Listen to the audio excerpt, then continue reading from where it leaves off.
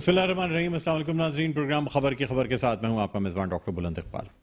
ناظرین، پروگرام میں آج سب سے پہلے ہم بات کرنا چاہیں گے جماعت اسلامی کی سندھ ہائی کورٹ میں دائر کی جانے والی درخواست کے حوالے سے۔ اس کی سماعت آج ہوئی اور اس کی سماعت میں جو نکات زیر بحث آئے وہ یہ تھے کہ جب الیکشن کا انعقاد کو ملتوی کیا گیا تو بارش کی وجہ سے کیا گیا تھا، اور پھر اب 28 اگست کو یہ ڈیٹ اناؤنس کی گئی ہے۔ جماعت اسلامی کی طرف سے یہ کہنا تھا کہ اگر بارش کی وجہ سے انتخابات ملتوی کیے جا رہے تھے تو کچھ دنوں کے لیے ملتوی کیے جاتے، اتنا لمبا گیپ دینے کی کیا ضرورت تھی، جبکہ بیلٹ پیپرز بھی یعنی کچھ حلقوں کے بیلٹ پیپرز ریٹرننگ آفیسرز کو دیے جا چکے تھے۔ ناظرین، اب 22 اگست تک یہ سماعت جو ہے یہ ملتوی ہو گئی ہے، لیکن ساتھ ساتھ عدالت نے نوٹسز تو جاری کر دی ہیں، لیکن کسی بھی قسم کا جو انٹرم آرڈر ہے وہ دینے سے اجتناب کیا گیا، اور یہ کہا ہے کہ 22 اگست کو تفصیلی جائزہ لیا جائے گا کہ جو بیلٹ پیپرز چھپ گئے ہیں اس کے حوالے سے کیا کیا جائے، جو بیلٹ پیپرز یعنی دوبارہ چھاپنے کی درخواست ہے جماعت اسلامی کی اس کے حوالے سے کیا کیا جائے۔ بہرحال اب اس کیس کی سماعت 22 اگست کو ہوگی۔ ناظرین، اسی حوالے سے ہم بات کرنا چاہیں گے۔ اس وقت ہمارے ساتھ امیر جماعت اسلامی کراچی جناب حافظ نعیم صاحب موجود ہیں، جنہیں ہم خوش آمدید کہنا چاہیں گے۔ السلام علیکم حافظ صاحب، خوش آمدید کہتے ہیں آپ کو پروگرام خبر کی خبر میں۔ وعلیکم السلام ورحمۃ اللہ، کیسے مزاج ہیں؟ خیریت سے ہیں؟ جی حافظ صاحب، اللہ کا کرم میں ٹھیک ہوں۔ سر، سب سے پہلے تو آج چونکہ آپ کی سماعت جو ہوئی کیس کی ہوئی ہے، جو بلدیاتی انتخابات کی ملتوی ہونے کے حوالے سے آپ نے دائر کیا تھا، تو سب سے پہلے تو ہم آپ سے جاننا چاہیں گے کہ کیا اس کیس کی جو سماعت ہوئی اس میں کیا احوال رہا، کیا آپ کا موقف تھا، اور عدالت نے کیا موقف اختیار کیا ہے؟ دیکھیں، ہم نے تو کیس یہ فائل کیا ہے کہ الیکشن کو بروقت ہونا چاہیے اور بلدیاتی الیکشن سے فرار نہیں ہونا چاہیے۔ اور آپ کو یاد ہوگا کہ کچھ عرصہ پہلے بھی تمام جماعتیں، جس میں متحدہ قومی موومنٹ، جس میں پاکستان تحریک انصاف، جس میں پاکستان پیپلز پارٹی، جس میں جی ڈی اے، یہ سب ہائی کورٹ گئے تھے اور انہوں نے یہ درخواست دی تھی کہ الیکشن کو ملتوی کیا جائے، لیکن ہائی کورٹ نے ان کی درخواست کو مسترد کر دیا تھا۔ پھر اس کے بعد الیکشن کمیشن میں کچھ پارٹیاں چلی گئیں اور انہوں نے جو ہے یہ کہا کہ الیکشن کو آگے بڑھایا جائے، لیکن ہوا یہ کہ بارش کو سامنے رکھ کر الیکشن کمیشن نے الیکشن کو آگے بڑھایا۔ ہمارا کہنا یہ تھا کہ بارش کی وجہ سے اگر آپ نے آگے بڑھایا بھی تھا تو اگلے 4 دن بعد، 5 دن بعد، 7 دن کے بعد الیکشن ہو سکتا تھا۔ یہ 1 مہینہ 4 دن کی ڈیٹ دینا خود ایک سوالات کو جنم دیتا ہے۔ تو ہماری بنیادی پٹیشن یہ تھی کہ الیکشن ہونا چاہیے اور جلد از جلد ہونا چاہیے۔ ہمارا تو خیال یہ تھا کہ 28 سے پہلا ہونا چاہیے۔ دوسری بات یہ ہے کہ ہم یہ کہنا چاہتے ہیں کہ اس وقت جو بیلٹ پیپر ایشو ہو چکے ہیں بلدیاتی انتخابات کے لیے، وہ بیلٹ پیپر ڈسکارڈ کرنے چاہیے اور نئے بیلٹ پیپر نئے کلرز کے ساتھ ایشو ہونے چاہیے تاکہ دھاندلی کا امکان نہ ہو، اس لیے کہ وہ پچھلے بیلٹ پیپر اب سیکیور نہیں ہیں۔ تو ظاہر سی بات ہے یہ بھی ہماری ایک جائز بات ہے۔ تیسری بات ہم نے یہ کہا ہے کہ سیاسی ایڈمنسٹریٹر اس وقت شہر میں موجود ہیں۔ جب سیاسی ایڈمنسٹریٹر موجود ہیں تو وہ اپنی مرضی سے جو ہے کام سے زیادہ سیاست بازی کر رہے ہیں اور اس کا فائدہ اپنی پارٹی کو دینا چاہتے ہیں، جو الیکشن رولز کی بھی وائلیشن ہے، لیکن اس پر بھی الیکشن کمیشن کچھ کرنے کے لیے تیار نہیں ہے۔ ہم نے الیکشن کمیشن کو متعدد خطوط لکھے ہوئے ہیں، تو پھر بھی ہم نے ہائی کورٹ میں کہا ہے کہ آپ اس میں انٹروین کریں اور ان سے کہیں کہ ایڈمنسٹریٹر کو برخاست کریں۔ چوتھی چیز یہ ہے کہ اس میں اور لا اینڈ آرڈر کے جو ایشوز ہیں اور جس طرح آروز کی تقرری ہے اور عملے کا استعمال ہے، تو اس پر بھی ہم نے نشاندہی کی ہے کہ پابند کیا جائے کہ کسی طرح سے یہ تمام چیزیں جو ہے وہ ٹھیک کی جائیں۔ تو اس لیے ہماری پٹیشن بروقت الیکشن کے انعقاد کی پٹیشن ہے، اور جو کچھ الیکشن کمیشن فیور دے رہا ہے مختلف پارٹیوں کو یا حکومت کو، اس سے جو ہے وہ یہ تمام فیور ختم کرنے کی اپیل ہے ہائی کورٹ سے، جس کو ہائی کورٹ نے سنا ہے اور اب اس کی ڈیٹ 22 تاریخ کو دے دی گئی ہے۔ اچھا حافظ صاحب، مجھے بتائیے گا کہ آپ کا یہ کہنا ہے کہ بیلٹ پیپرز دوبارہ چھاپے جائیں، چونکہ بیلٹ پیپرز کچھ حلقوں کے جو ہے وہ ریٹرننگ آفیسرز کو دے دیے گئے ہیں۔ سر، آپ نہیں سمجھتے ایک طرف آپ چاہ رہے ہیں کہ انتخابات جلدی ہو جائیں، وقت پہ ہونے چاہیے تھے، اب ڈیلے ہو گئے ہیں، اب 28 اگست جو کہ ڈیٹ اناؤنس کی گئی ہے، 22 کو سماعت ہے، آپ کا موقف یہ ہے کہ بیلٹ پیپرز دوبارہ چھاپے جائیں؟ اگر بیلٹ پیپرز کے چھاپنے میں انتخابات کو مزید ملتوی کیا جاتا ہے تو کیا آپ اس پر راضی ہوں گے کہ ٹھیک ہے انتخابات چاہے تھوڑے اور ملتوی ہو جائیں لیکن بیلٹ پیپرز دوبارہ چھپ جائیں؟ کیا کہیں گے آپ؟ دیکھیے، بات یہ ہے کہ یہ تو ان لوگوں نے طریقہ کار یہ اختیار کر لیا ہے، الیکشن کمیشن نے اور حکومت نے، کہ ایک سے دوسرے کو، دوسرے سے تیسرے کو، تیسرے سے چوتھے مسئلے کو جوڑ دیتے ہیں اور پھر مجبور کر دیتے ہیں کہ صاحب الیکشن نہیں ہو سکتے اس لیے کہ قانون سازی نہیں ہوئی، صاحب الیکشن نہیں ہو سکتے کہ ڈیلیمیٹیشن صحیح نہیں ہوئی، صاحب الیکشن نہیں ہو سکتے کہ بیلٹ پیپر نہیں چھپے۔ تو ہم تو اسی لیے کورٹ سے کہہ رہے ہیں کہ پھر یہ کام کروائے نا کورٹ۔ اور کورٹ کی پھر اب یہ ظاہر ہے کہ ہم عدالت کی طرف دیکھ رہے ہیں کہ عدالت ان کو مجبور کرے کہ ایسا کوئی قدم نہ اٹھائیں جس کے نتیجے میں جو ہے وہ الیکشن کا پورا شفاف عمل داغدار ہو جائے. تو اس لیے ہم تو آئینی اور قانونی اور جمہوری طریقے سے کرنا چاہتے ہیں, اور یہ لوگ یہ چاہتے ہیں کہ اس طرح سے کر کے الیکشن کو آگے بڑھاتے چلے جائیں, جس طرح 2.5 سال گزار دیا ہے بغیر الیکشن کرائے, اسی طرح مزید آگے بڑھانا چاہتے ہیں. اور اہم بات یہ ہے کہ اس پورے عمل میں ان کے ساتھ ایم کیو ایم بھی شامل ہے, اور حیرت کی بات ہے کہ پی ٹی آئی ایک طرف یہاں پر درخواست دے رہی ہے کچھ اور سپریم کورٹ میں درخواست دے رہی ہے کہ جناب الیکشن کیسے ہوگا جب تک یہ چیزیں نہیں ہوئی ہیں. تو میں سمجھتا ہوں کہ یہ سب چیزیں جو ہیں یہ پارٹیاں خود, کیونکہ ان کو نظر آ رہا ہے اس وقت کراچی میں کہ لوگوں کا ایک خاص قسم کا رجحان بن گیا ہے, اور لوگ چاہتے ہیں کراچی جو ہے تبدیل ہو, کراچی کو اس کا میئر ملے, کراچی کو جماعت اسلامی ہی سرو کر سکتی ہے. یہ بات بالکل ہر طبقہ فکر میں اور ہر پارٹی کے سمپیٹائزر میں موجود ہے. تو اس سے بھاگنے کے لیے سب لوگ مل کر اب چاہتے ہیں کہ فرار اختیار کریں, تو ہم فرار انشاءاللہ ان کو اختیار نہیں کرنے دیں گے.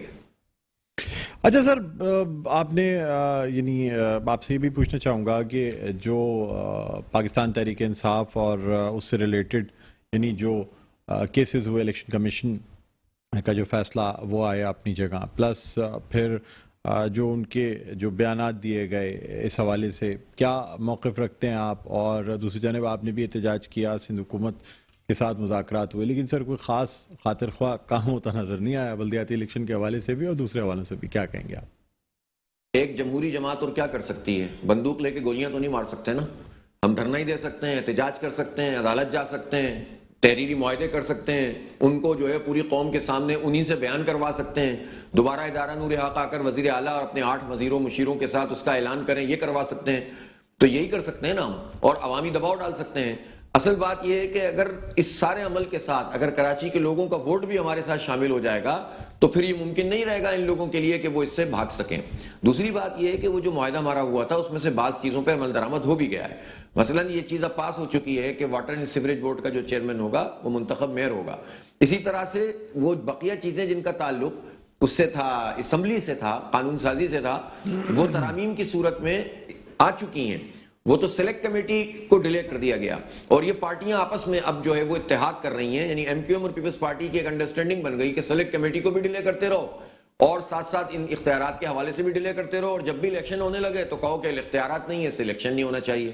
تو یہ ایک دوسرے کو فرینڈلی حکومت ہیں اور فرینڈلی اپوزیشن ہے, جس کے نتیجے میں یہ الیکشن سے فرار حاصل کرنا چاہ رہے ہیں. جماعت اسلامی کی پوزیشن بہت واضح ہے, ہم اختیارات بھی پورے چاہتے ہیں اور الیکشن بھی بر وقت چاہتے ہیں, اور ہم یہ چاہتے ہیں کہ ایک دوسرے سے چیزوں کو جو ہے وہ نلیفائی نہ کیا جائے, بلکہ الیکشن کا تعلق الیکشن سے ہے, اور اختیارات ابھی فوراً بھی منتقل ہو سکتے ہیں اور 10 دن میں بھی ہو سکتے ہیں اور 7 دن میں بھی ہو سکتے ہیں. اس لیے الیکشن سے فرار کا کوئی راستہ موجود نہیں ہے. سر وہ میرا سوال وہیں رہ گیا کہ پاکستان تحریک انصاف کے حوالے سے جو الیکشن کمیشن کا فیصلہ آیا اور اس کے بعد اب ریفرنس بھی فائل کی ہے جو کہ حکومت کرنے جا رہی ہے, ہو سکتا ہے کہ پاکستان تحریک انصاف پہ پابندی لگ جائے. دوسری جانب پاکستان تحریک انصاف کے رہنماؤں نے جو بیانات دیے اس پہ اس حوالے سے ایف آئی آرز بھی کٹیں. اب یہ بھی کہا جا رہا ہے کہ شاید عمران خان کو بھی جو ہے وہ نااہل کرنے کے لیے مزید کوششیں کی جائیں, ریفرنس فائل کیا جائے. آپ کیا سمجھتے ہیں سر, فیصلہ ٹھیک ہے یا یہ کہ ہر سیاسی جماعت کو جو ہے اپنی صفائی پیش کرنے کا موقع ملنا چاہیے؟ اس پورے سیناریو کے حوالے سے آپ کی کیا رائے ہے؟ میں یہیں سے شروع کرتا ہوں. انصاف کا تقاضا یہ ہوتا ہے کہ ہر ایک کو اپنا موقع ملنا چاہیے کہ وہ اپنی وضاحت کرے, اور اس وضاحت کو عدالتیں اسی لیے ہوتی ہیں, ادارے اسی لیے ہوتے ہیں کہ وہ ان تمام چیزوں کے مواقع لوگوں کو فراہم کریں اور حکومتوں کو فراہم کریں. تو مجھے تو اس میں کوئی وہ نہیں ہے کہ ان کو پورا موقع ملنا چاہیے, اور میرے خیال ہے کہ تحریک انصاف اپنا موقف بیان بھی کر رہی ہے, وہ الیکشن کمیشن بھی جائیں, وہ سپریم کورٹ بھی جائیں اور اپنا پورا موقف رکھیں, اور میں سمجھتا ہوں حق اور انصاف کی بنیاد پر فیصلہ بھی ہونا چاہیے. جہاں تک یہ فنڈنگ والا معاملہ ہے تو یہ تو سوال خود الیکشن کمیشن سے بنتا ہے کہ یہ 8-10 سال سے لٹک کیوں رہا تھا, اور ایک خاص قسم کے موقع کے اوپر اس طرح کی چیزیں کرنے کا مقصد کیا ہوتا ہے.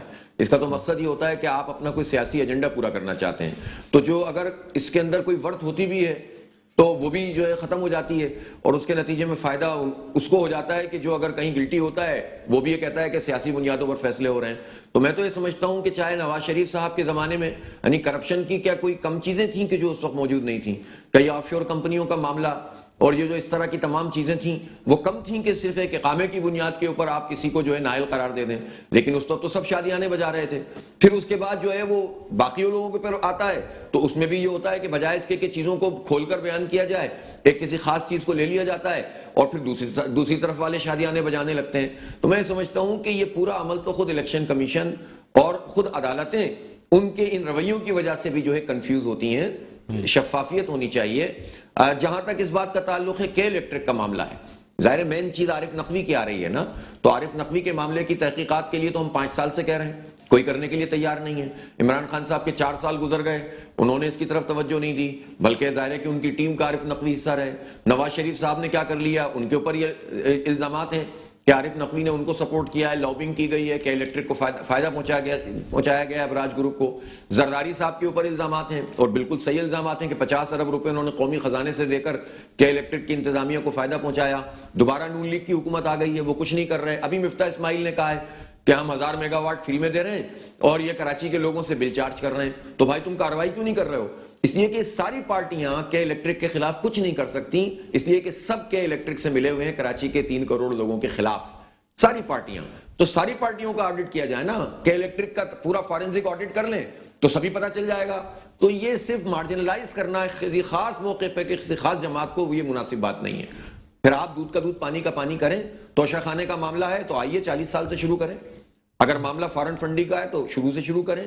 اگر معاملہ جو ہے وہ کے الیکٹرک کا ہے تو کے الیکٹرک کیسے پرائیویٹائز ہوا وہاں سے شروع کریں. 2005 سے آج تک ساری پارٹیاں بے نقاب ہو جائیں گی تو پتہ چل جائے گا, دودھ کا دودھ پانی کا پانی ہو جائے گا. اس لیے ہمارا موقف بہت واضح ہے کہ کسی خاص طریقے سے اگر پارٹیوں کے اوپر آپ کارروائی کرتے ہیں تو اس سے ان پارٹیوں کو فائدہ ہی ہوتا ہے, کوئی نقصان نہیں ہوتا. حافظ صاحب, آخری سوال آپ سے کرنا چاہوں گا. آج پریس کانفرنس بھی کیا آپ نے کالج میں ایڈمیشنز کے حوالے سے جو ڈومیسائل کی شرط رکھی گئی ہے. سر, اب پہلے جو ہے وہ اسکولوں کے حساب سے داخلے دیے جاتے تھے, لیکن یہ بھی اہم ہے کہ جو بچے جہاں پہ رہتے ہیں وہاں کے رہائشیوں اس حساب سے کالجوں میں داخلے دیے جائیں. کوئی اور پارٹی بھی اس حوالے سے اس وقت آواز اٹھاتی نظر نہیں آتی. کیا وجہ آپ نے سمجھی جس کی وجہ سے ڈومیسائل کا یہ ایشو اٹھایا گیا؟ آج پریس کانفرنس میں بھی آپ نے ذکر کیا, کیا کہیں گے؟ آج میں نے پریس کانفرنس میں بہت واضح طور پر یہ بات کہی ہے کہ فرسٹ ایئر انٹر کے داخلوں کے لیے ڈومیسائل کی شرط کہاں سے آ گئی. یہ صرف دھندے بازی کے لیے اور یہ لوٹ مار کے لیے. آپ دیکھیں اس وقت ڈی سی آفس جتنے بھی ہیں ان میں لائنیں لگی ہوئی ہیں, اب بچیاں کھڑی ہوئی ہیں, بچے کھڑے ہوئے ہیں, ان کے والدین کھڑے ہوئے ہیں, پریشان حال ہیں. بھائی کون سا جواز ہے کہ آپ فرسٹ ایئر کے داخلوں کے لیے ڈومیسائل لازمی کریں؟ ابھی تو کوئی ایسا موقع بھی نہیں ہے. اس کا مطلب یہ ہے کہ اس خاص قسم کے موقع پر یہ لوگ اعلانات کر دیتے ہیں تاکہ رش بنے, اور جب رش بنتا ہے تو کرپشن شروع ہو جاتی ہے, رشوتیں شروع ہو جاتی ہیں. لاؤ میں تمہیں بنا دیتا ہوں, لاؤ 25,000 میں بنا دیتے ہیں, 20,000 میں بنا دیتے ہیں. ان کے ایجنٹ باہر موجود ہوتے ہیں اور یہ ایجنٹ کے سارے کام کر رہے ہوتے ہیں اور لوگ مجبور ہو کر کے ہمارے بچے کے داخلے کا مسئلہ ہے اور وہ اس طرح سے. تو کراچی کے لوگوں کے ساتھ تو یہ ظلم جو ہے وہ اتنا شدید ہے کہ میں حیران ہوں کہ کوئی اس پر جو حکومتوں میں شامل لوگ ہیں وہ اس پر آواز نہیں اٹھا رہے ہیں. اس لیے ہم تو نہیں چھوڑ سکتے کراچی کے اپنے نوجوانوں کو, اپنے یوتھ کو اس طرح سے اور ان کے والدین کو. اس لیے ہم نے اس پر آواز اٹھائی ہے اور ہم یہ سمجھتے ہیں کہ اس پر ہم جو ہے وہ اس سے آگے بڑھ کر بھی جو ہے مزاحمت کریں گے اگر یہ سلسلہ انہوں نے روکا نہیں. ٹھیک ہے, بہت بہت شکریہ حافظ دہیم صاحب, آپ نے پروگرام کے وقت نکالا. ناظرین, امیر جماعت اسلامی کراچی حافظ دہیم ہمارے ساتھ آن لائن موجود تھے. ایک وقفے کے بعد دوبارہ آپ کی خدمت میں حاضر ہوتے ہیں. دیکھتے رہیے پروگرام خبر کی خبر. جی ناظرین, ویلکم بیک. ایک دفعہ پھر آپ کو خوش آمدید کہتے ہیں پروگرام میں خبر کی خبر. میں ہوں آپ کا میزبان ڈاکٹر بلند اقبال. ناظرین, ہم اب کچھ مزید بات کرنا چاہیں گے. پاکستان تحریک انصاف کی جانب سے آج جو ایک پریس کانفرنس کی گئی اور بلال غفار جو ہیں انہوں نے شدید تنقید کا نشانہ بنایا, نہ صرف سندھ حکومت کو, وفاقی حکومت کو, بلکہ خاص طور پہ پاکستان پیپلز پارٹی کے رہنماؤں کو بھی تنقید کا نشانہ بنایا گیا. ناظرین, کچھ عرصے سے, بلکہ اگر میں یہ کہوں کہ 2 دن سے جب سے شہباز گل کو گرفتار کیا گیا ہے, اس وقت سے جو پچھلی حکومتوں میں رہنے والے لوگ یا دوسری جماعتوں کے جو قائدین ہیں ان کے حوالے سے جو ان کے بیانات تھے, جو جذبات میں دیے گئے, جو مختلف اوقات میں جو بیانات دیے گئے کسی بھی حوالے سے, کسی بھی تناظر میں, ان کو باقاعدہ جو ہے کاپی کر کے سوشل میڈیا کا حصہ بنایا جا رہا ہے. اور سوال یہ پوچھا جا رہا ہے کہ اگر ان لوگوں کے ساتھ کوئی کارروائی نہیں کی گئی تو پھر شہباز گل کے ساتھ کارروائی کیوں کی گئی, یا باقی لوگوں کے ساتھ جو کے خلاف جو مقدمات بنائے جا رہے ہیں وہ کیوں بنائے جا رہے ہیں. ناظرین, صورتحال یہ ہے کہ جب یہ تمام چیزیں انٹرنیشنل میڈیا میں جاتی ہیں, دوسرے ممالک کے سامنے جاتی ہیں, تو ویسے ہی پاکستان کو غیر مستحکم ملک کہا جاتا ہے. لیکن یہ تمام چیزیں دیکھنے کے بعد لوگ یہ سوچنے پہ مجبور ہو جاتے ہیں کہ آخر ایسی کیا وجہ ہے کہ یہاں کے सियासतदान, यहाँ के अफवाज, यहाँ के लोगों में हम आंगी नहीं है, एक दूसरे पर नुक्ता चीनी करते नजर आते हैं। पहले शायद ये चीज़ें इतनी आम नहीं थी, लेकिन अब सोशल मीडिया के आम होने की वजह से ये चीज़ें बड़ी आम होती जा रही हैं, और बहुत से ऐसे सेंसिटिव जो इश्यूज़ या ऐसे मौज़ूआत जिन पे हम कभी बात नहीं करते थे या इन चीज़ों को हाईलाइट नहीं किया जाता था, वो भी अब बड़े आराम से उन पे गुफ्तगू भी की जाती है, बहस भी की जाती है, कमेंट्स भी किए जाते हैं, उसके बाद बैरून मुल्क से उस पर कमेंट्स शुरू हो जाते हैं। बहरहाल नाज़रीन, हम इस हवाले से बात करना चाहेंगे। इस वक्त हमारे साथ ऑनलाइन मौजूद हैं एडवोकेट जुल्फ़िकार बदर साहब, जो कि पाकिस्तान पीपल्स पार्टी से ताल्लुक़ रखते हैं। बहुत बहुत शुक्रिया जुल्फ़िकार साहब, आपको खुश आमदीद कहते हैं। अस्सलाम वालेकुम। वालेकुम अस्सलाम, बहुत शुक्रिया डॉक्टर साहब। Welcome sir, welcome welcome sir. ये एक तरफ तो पाकिस्तान की मुआशी सूरत हाल, दूसरे एक पाकिस्तान में इस्तेहकाम नहीं आ पा रहा है, ना सियासी इस्तेहकाम है, ना मुआशी इस्तेहकाम है। उसके बावजूद तमाम सियासी जमातें, इदारे सब जो हैं वो सर एक दूसरे के ऊपर नुक्ता चीनी करना, सोशल मीडिया पे, ट्विटर पे ट्रेंड्स बनाना, क्या हो रहा है सर? क्या कहेंगे आप इस हवाले से? बिस्मिल्लाहिर्रहमानिर्रहीम। डॉक्टर साहब, ये कह रहे हैं कि पाकिस्तान में इंस्टेबिलिटी है, कि बिल्कुल पॉलिटिकली और इकोनॉमिकली पाकिस्तान के अंदर हालात खराब थे, और जिस टाइम पे इमरान खान साहब को आईनी और कानूनी तरीके से कौमी असम्बली के अंदर से घर भेजा गया और ये हुकूमत जो नेशनल यूनिटी गवर्नमेंट है आई, उस टाइम पे इनका ख्याल था कि ये इमरान खान से मुल्क समझ नहीं रहा और ये लोग आएंगे तो मुल्क के अंदर चीजें आते साथ ही बेहतर कर लेंगे। लेकिन उस टाइम पे हालात इस तरह के बने कि आते साथ चीजों को हैंडल करना या एकदम स्टेबलाइज करना इनके भी बस में नहीं था, क्योंकि इसके अंदर एक जो प्रॉब्लम थी वो था IMF के साथ जो एग्रीमेंट खान साहब ने किया था, इनके अरस्तु और अफलातूनों ने जी। जुल्फ़िकार साहब जी, मेरी आवाज़ सुन सकते हैं आप? जुल्फ़िकार साहब, आपकी आवाज़, आपका राब्ता शायद हमसे मुनक़ता हुआ है सर। जिस तरह आपने कहा कि ये चीज़ें शुरू में जब आपको हुकूमत दी गई या पाकिस्तान मुस्लिम लीग नवाज़ और पाकिस्तान पीपल्स पार्टी के पास हुकूमत आई, तो बिल्कुल इसमें कोई शुबा नहीं है कि मुल्क उस वक्त भी बहरान का शिकार था और कोई खुशहाल माशी हालात नहीं थे। लेकिन जुल्फ़िकार साहब, इस वक्त मुल्क जिस सूरत हाल से गुजर रहा है, या एक तरफ मुआशी जो इनस्टेबिलिटी है, जो गैर इस्तेहकाम है, वो अपनी जगह, लेकिन उसके साथ साथ पॉलिटिकल इंस्टेबिलिटी भी नज़र आती है। सूबों में इस वक्त दो सूबों में पाकिस्तान तहरीक इंसाफ की हुकूमत है, और एक पाकिस्तान का बड़ा सूबा है, दूसरे KPK है। यानी अब वफाक में हुकूमत करने वाली जमात की किसी सूबे में हुकूमत मौजूद नहीं है, और ऐसी सूरत में अगर महाजराई होती है, जुल्फ़िकार बदर साहब, जिस तरह मैं आपसे जानना चाह रहा हूँ कि अब जो हालात चल रहे हैं, या जब एक जमात के बाद दो सूबों की हुकूमत है और वफाकी हुकूमत जो है उसके पास किसी सूबे में हुकूमत नहीं है, अब महाजराई साफ नज़र आती है। सूबे और वफाकी हुकूमत में भी महाजराई होगी। क्या कहेंगे सर आप इस हवाले से? इस चीज़ को किस तरीके से अवॉइड किया जाएगा? किस तरह से हम ऐसी सूरत हाल से बचेंगे जब वफाक और सूबे आमने सामने खड़े हों? डॉक्टर साहब, जैसे मैं बात कर रहा था कि इस टाइम पे तमाम पॉलिटिकल फोर्सेस, स्टेक होल्डर्स को बैठने की जरूरत है। इस टाइम पे अगर गवर्नमेंट, फेडरल गवर्नमेंट जो है वो सिर्फ फेडरल में ही है, और बाकी इमरान खान साहब बस पंजाब में, KP में, गिलगित बल्तिस्तान में AJK में PTI है। और आप देखेंगे ये जो पंजाब के इलेक्शन के बाद पंजाब के अंदर गवर्नमेंट बनाने के ऊपर जोर आजमाई हुई और PTI ने अपनी गवर्नमेंट बनाई। फेडरल गवर्नमेंट महाजराई चाहती तो उसको मेनली डिस्टेबलाइज कर सकती थी, गवर्नर राज लगा सकती थी, या कुछ और तरीके से भी मामलात कर सकती थी, क्योंकि फेडरल गवर्नमेंट जो होती है उसके पास बहुत ज्यादा अख्तियारात होते हैं। लेकिन उन्होंने कहा कि हम इस मुल्क के अंदर पॉलिटिकल इस्तेकाम चाहते हैं, पॉलिटिकल स्टेबिलिटी चाहते हैं, और उसकी वजह से इकोनॉमिक स्टेबिलिटी आएगी। तो आप देखें, हम उस चीज को छोड़ दिया। अब ये जो यहाँ पे जो एक अदम इस्तेकाम आया हुआ है पॉलिटिक्स के अंदर, ये तो इमरान खान साहब और उनकी जमात के दीगर कायदीन ने जो इदारों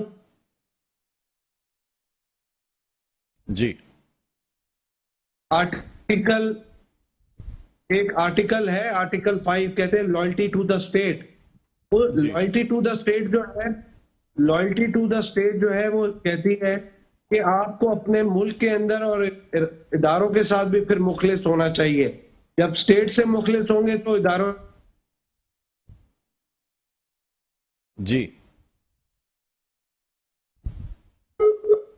ذوالفقار بدر صاحب، آپ کی آواز ہمیں کلیئر نہیں آ رہی ہے. شاید میرے خیال میں کچھ کنیکشن ایشوز آ رہے ہیں. میری آواز سن سکتے ہیں آپ؟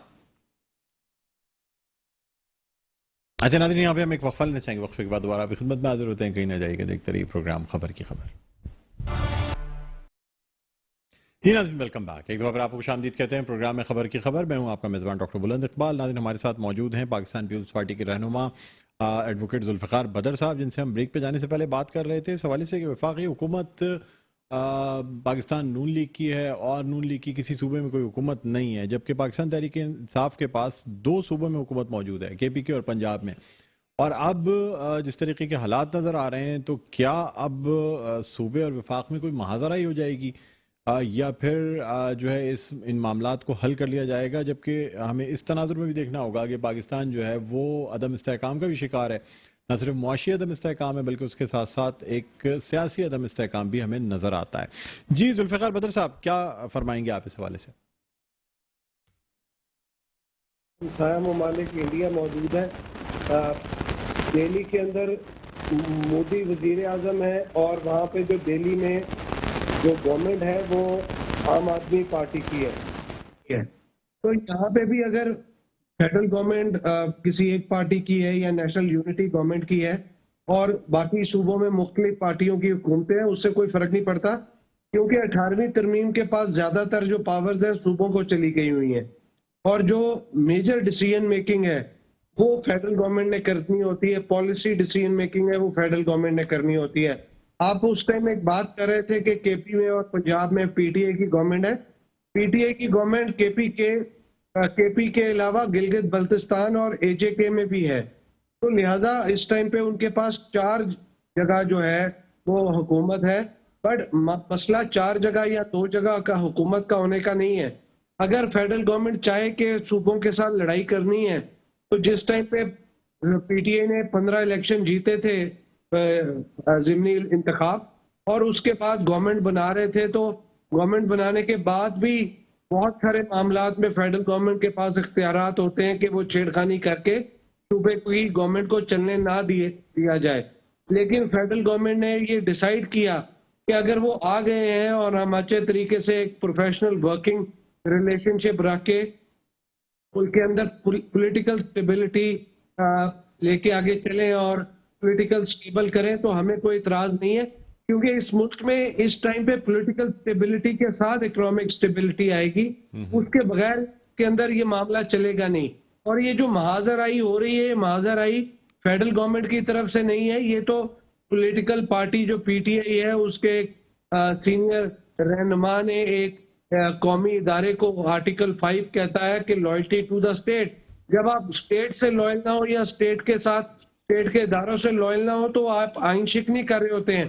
انہوں نے آئین شکنی کی، انہوں نے پرووک کیا، انسٹیگیٹ کر رہے ہیں ادارے کے اندر نیچے رینک کے آفیسرز کو کہ اوپر کے رینک کے آفیسرز کا آپ نے بات نہیں مانی.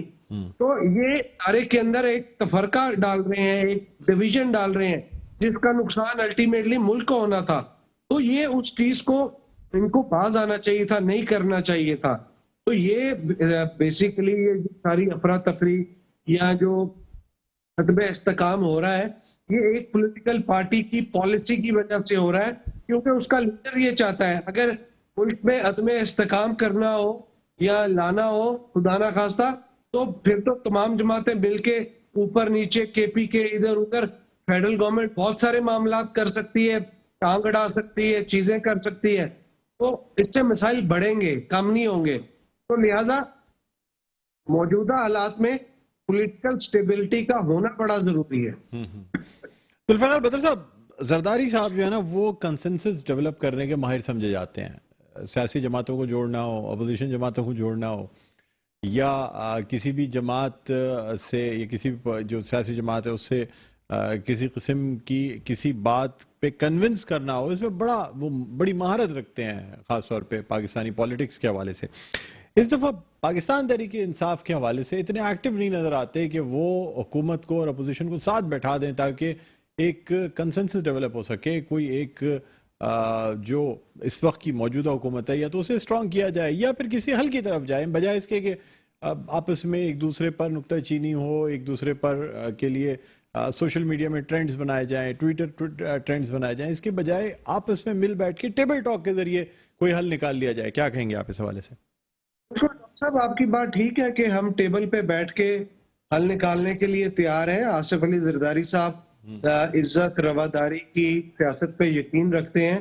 بہت زیادہ پولیٹیکل ڈفرینسز ہونے کے باوجود انہوں نے بہت ساری پولیٹیکل پارٹیز کی لیڈرشپ کے ساتھ ایک ذاتی رواداری اور ایک اخلاقی رواداری کا تعلق رکھا ہوا تھا, جس کی بنا پہ وہ لوگ آصف علی زرداری صاحب کی عزت کرتے ہیں اور ان کی بات کو اہمیت دیتے ہیں. اگر آپ ٹیبل پہ بیٹھے ہی نہ, آپ ایک دوسرے کی عزت ہی نہ کریں, نہ اخلاقی طور پہ نہ سیاسی طور پہ, I think we should agree to disagree. اور یہاں پہ بھی پوائنٹ یہی ہے کہ آپ ایک ٹیبل پہ بیٹھ کے اگر آپس میں اس چیز پہ تو ایگری کریں کہ ہم نے ڈس ایگری کرنا ہے, لیکن اگر کوئی شخص کوئی پولیٹیکل پارٹی کا ہیڈ کسی ٹیبل پہ بیٹھنے کا روادار ہی نہ ہو, کسی ڈائیلاگ پہ یقین ہی نہ رکھتا ہو, تو آپ اس کو کیسے کنونس کریں گے, کیسے چیزوں کو آگے چلائیں گے؟ پرابلم ہی یہی تھی. خان صاحب جب وزیر اعظم تھے, اگر اس ٹائم پہ اپوزیشن کے ساتھ بیٹھ کے معاملات کو طے کرتے, نہ ختم کرتے ان کے کیسز, نہ ان کو این آر او دیتے, لیکن پولیٹیکل ڈائیلاگ تو کرتے, پولیٹیکل مسائل کا حل تو نکالتے, ملکی مسائل کا حل نکالتے, معاشی مسائل کا حل نکالتے, فورن ریلیشن کا حل نکالتے. لیکن وہ تو کسی پوائنٹ پہ ہی نہیں بیٹھے, وہ کسی جگہ پہ نہیں بیٹھے. وہ کہتے ہیں کہ میں بیٹھنے پہ یقین نہیں رکھتا, میں تو طالبان کے ساتھ بیٹھنے پہ یقین رکھتا ہوں, لیکن اس ملک کے جو الیکٹڈ نمائندے ان کے ساتھ نہیں. ٹھیک ہے خان صاحب, اگر آپ کو یہ لگتا ہے کہ کوئی نمائندہ کرپٹ ہے, وہ آپ کی اپنا پرسپیکٹو ہے, آپ کی اپنی سوچ ہے, لیکن اگر وہ الیکٹ ہو کے آئے ہیں, آپ پولیٹیکل ڈائیلاگ تو کریں, آپ بیٹھ کے بات تو کریں. اگر آپ نہیں کریں گے تو آپ دیکھیں آپ نے اس ملک کو اپنے 4.25 سال کے عرصے کے بعد اس ملک کو کس دہائے پہ پہنچا دیا ہے, کس دورائے پہ پہنچا دیا ہے. آپ ایسی چیلنجنگ سٹیج پہ پہنچایا ہے کہ آپ سے حکومتی معاملات سنبھل ہی نہیں رہے تھے, گورننس ہینڈل ہی نہیں ہو رہی تھی, فورن ریلیشن ہینڈل نہیں ہو رہے تھے, اکنامک پرابلمز ہینڈل ہی نہیں ہو رہے تھے. آپ کے پاس کوئی بھی ایسا ایکسپرٹ نہیں تھا, کوئی قابل آدمی ہو جس میں اہلیت ہو. آپ کی نہ پاس اہلیت تھی, نہ قابلیت تھی, نہ آپ کی ٹیم میں کوئی تھا جو آپ مسائل کو ایڈریس کر سکتے. آپ دیکھیں یہ سارے مسئلے اس وجہ سے آئے کہ آپ کے آنے سے پہلے 8-9 ماہ آپ کہتے رہے آپ کے رستو اور افلاطون کہ ہمارے پاس 200 بندوں کی ٹیم ہے, اکنامک ٹیم, اور ہم آئی ایم ایف پہ جائیں گے اور ہم ہر چیز کا حل نکال لیں گے. لیکن اینڈ میں یہ ہوا کہ تمام افلاطون اور رستو فیل ہو گئے اور آپ جانا پڑا. آئی ایم ایف کے پاس. اچھا ذوالفقار بھٹو صاحب, مجھے بتائیے گا سر کہ ایک جو نکتہ چینی کی جا رہی ہے یا اپوزیشن کی جانب سے بات یہ کی جا رہی ہے کہ زرداری صاحب نے حکومت تو بنوا دی وفاق میں پاکستان نون لیگ کی ہے, شہباز شریف کی, محدود وہ صرف بس 0 پوائنٹ سے لے کے فیض آباد تک محدود ہیں. اس کے آگے جو ہے نا وہ حکومت کی کوئی خاص صرف وفاق میں حکومت رہ گئی ہے. عوام بھی جو پنجاب میں جو کچھ ہوا یا جو مہنگائی ہے, ان تمام چیزوں کا ملبہ جو ہے نا وہ گر رہا ہے نون لیگ پہ. زرداری صاحب کی ماشاءاللہ پاکستان پیپلز پارٹی کی سندھ میں حکومت بھی اچھی چل رہی ہے, ووٹ بینک بھی ماشاءاللہ برقرار ہے. کیا کہیں گے سر, یہ اس حوالے سے بڑی نکتہ چینی کی جا رہی ہے خاص طور پہ پاکستان پیپلز پارٹی اور زرداری صاحب پہ. معصومانہ سوال کر رہے ہیں کہ آپ نے کہا اپوزیشن کہہ رہی ہے, اپوزیشن میں ہے کون اس ٹائم پہ, مجھے ذرا بتائیں نا. یہ تو گورنمنٹ میں بیٹھی ہے صوبوں میں. جی سر, وفاق میں جو آپ یہ سمجھ لیں گے جو اپوزیشن ہے یا جن کو آپ لوگوں نے گھر بھیجا ہے سر, ہاں اسمبلی کے اندر نہیں آتے. دیکھیں یہ جو آپ کا پوائنٹ آف ویو ہے نا, میں سمجھ گیا آپ کیا پوچھنا چاہ رہے ہیں, بٹ میں پوچھ رہا وہ اپوزیشن میں نہیں ہے, وہ لوگ بھی حکومت میں ہیں اور 2 صوبوں میں اور گلگت بلتستان AJK میں پورا گورنمنٹ کو چلا رہے ہیں اور معاملات کو سمجھ رہے ہیں. اور دیکھیں بات یہ ہے کہ یہ جو فیڈرل گورنمنٹ ہے یہ پالیسی گورنمنٹ ہوتی ہے. یہ 18ویں ترمیم کے بعد زیادہ تر اختیارات جو ہیں وہ صوبوں کے پاس ہیں, اور فیڈرل گورنمنٹ نے پالیسی ڈیسیژن میکنگ کرنی ہے, فورن ریلیشن کو بہتر کرنا ہے, فائنینسز کو دیکھنا ہے, ریلوے کے معاملات کو دیکھنا ہے, ڈیفنس کے معاملات کو دیکھنا ہے, ایگریکلچر پالیسی کو دیکھنا ہے, اکنامک پالیسی کو دیکھنا ہے, مانیٹری پالیسی کو دیکھنا ہے. اس طرح کر کے جو میجر ڈیسیجن میکنگ ہے اس کے اوپر کام کرنا ہے. صوبوں کے اندر کوئی بھی بیٹھا ہو فیڈرل گورنمنٹ کو اس سے کیا فرق پڑتا ہے, کیونکہ جب ملک میں استحکام لے کے آنا ہے, پولیٹیکلی اسٹیبلٹی لے کے آنی ہے, تو صوبوں کے اندر کوئی بھی بیٹھا ہو ہم نے ایک پروفیشنل ورکنگ ریلیشن شپ کے ساتھ معاملات کو چلانا ہے. اور وہ آپ دیکھیں ابھی تک چل رہے ہیں.